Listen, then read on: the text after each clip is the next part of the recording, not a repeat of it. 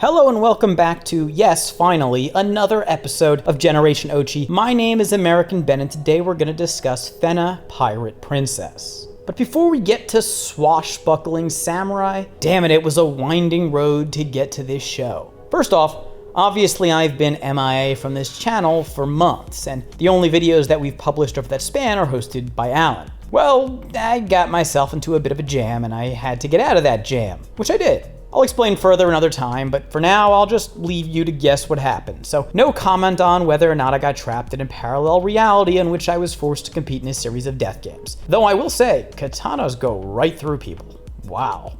Anyway, in terms of anime, the path to Fena went through a few other shows that just didn't do it for me. The first was Darwin's Game, which I actually am interested in and do want to finish at some point, but I just couldn't right now, given that, well, it has the same damn plot of almost every show I've covered on this channel. Once again, parallel reality, death games, you get the picture.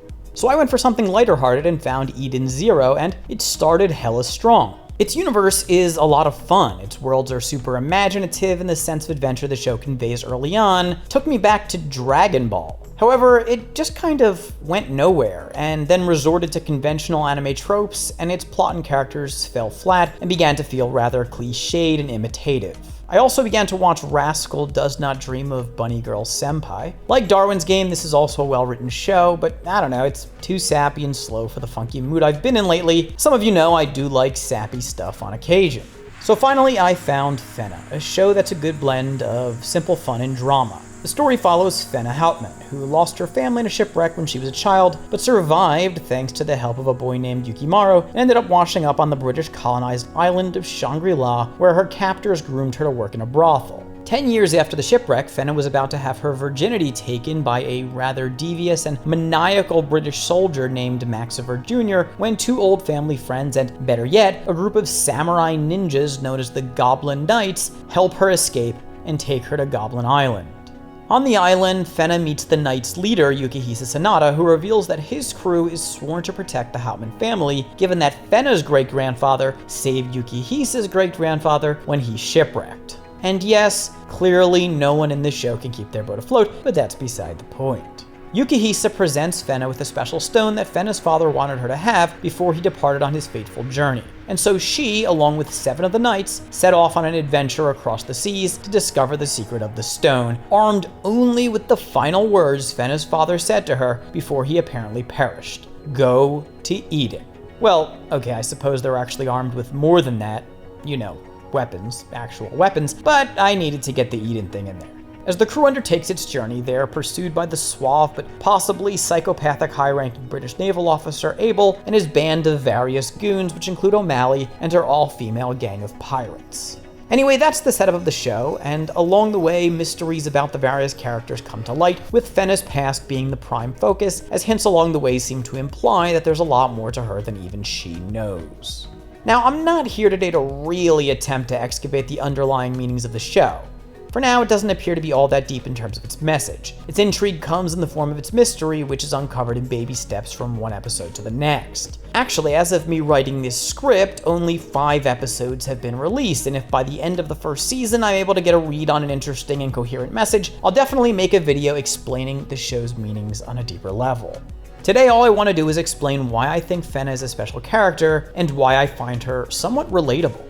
And yes, I am surprised to find that I actually like her as a character. She has all the signs of a classic anime ingenue that I'd hate. Innocent, cutesy, helpless, high-pitched voice, these are the traits shared by a lot of female characters in anime, and I'm not outraged about that or anything, but I just don't find the practice of building female characters in this way to be appealing. Actually, I find it kind of cringe, and fan service is a huge turnoff for me.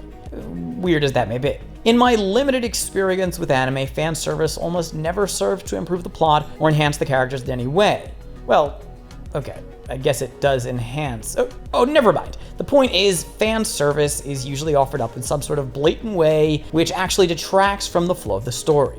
Fena does exhibit some of these traits, but I've learned to be okay with that, maybe. Because it feels like the show is doing a slow roll into revealing that Fena isn't actually just some oblivious, whimsical daisy that the audience is only supposed to enjoy as eye candy.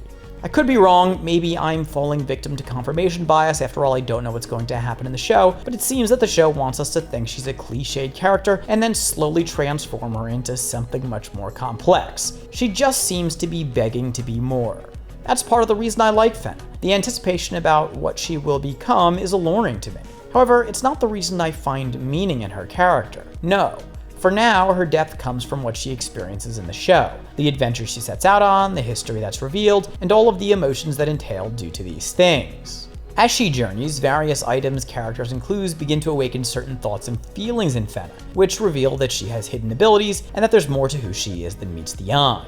Her past holds dark secrets, or at least I presume so based on the show spoon-feeding me reasons to believe it does. Now, you may say, Ben, how does this make her relatable? How can we find meaning in her character when we're just regular people? We don't have secret, epic pasts to uncover. Well, actually, I don't think what she is experiencing is all that irregular. Though if it turns out she can do magic, then I admit I'm still working on that one. I think Fena is going through something we all go through. She begins with a small life, hoping for something more, for adventure, and bigger things. And she gets it, just like if we put ourselves out there and take risks, we often get more as well. And sometimes more is more than we can chew on, but such is the challenge that provides the growth that makes life worth living.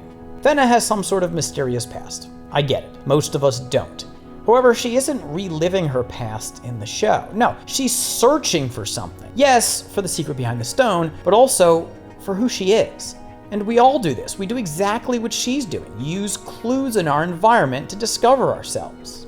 We learn about who we are by how we respond to various stimuli, especially when amidst adventure. And the secrets of our pasts do play a role in uncovering the essence of our beings, as our responses to environmental stimuli are informed by social experiences we often can't remember because they happened long ago. Just as is true, though possibly to a greater extent, for Fena. We all experience some level of weird feelings when exposed to certain stimuli. We all experience some deja vu, and perhaps even feel like we're repeating an experience, or that certain knowledge we hold or feelings we have are the product of a past life or a life we can't remember. This is fundamentally what Fena's experience is, and this is why it's relatable to us. We also all have things we're capable of, special powers if you will, though unique abilities more practically, that we uncover as we get older, gain experiences, and journey about the world. We may not have a magical stone to study, but every experience, everything we interact with is a clue on the path to learning more about ourselves. And some experiences, some things are more important in that investigation than others. It's in a series of catacombs beneath a temple that Fena learns she has hidden knowledge. Well, you may find that when lost in a cave that you have certain skills or traits that you didn't know you had. And it doesn't even need to take a cave to get you there. However, what it may take is adventure. You may have to put yourself out there, take chances, move, explore, journey in order to discover everything that's special about you. You can't do all that from the confines of your room. Trust me, I've tried. So did Fena when she was trapped on Shangri-La. Thus, it may be hard to connect with Fena at first glance because her life just seems so much more fantastical than yours. But if you really think about it, her story is fundamentally human. Well, maybe I'm speaking too early in that regard. Maybe she's not human, but still her experience is. She's been through a lot of hardship, and that hardship produced a strong person, someone who's willing to find more of herself by seeking more of the world. All of us, just like Fena, are a mystery, full of secrets waiting to be uncovered. And I suppose maybe that is part of the show's overarching message. I gotta say, it'll be disappointing if we go the whole way in the series and it's all just Yukimaru saving Fena and nothing more becomes of her, but I don't think that's where we're headed.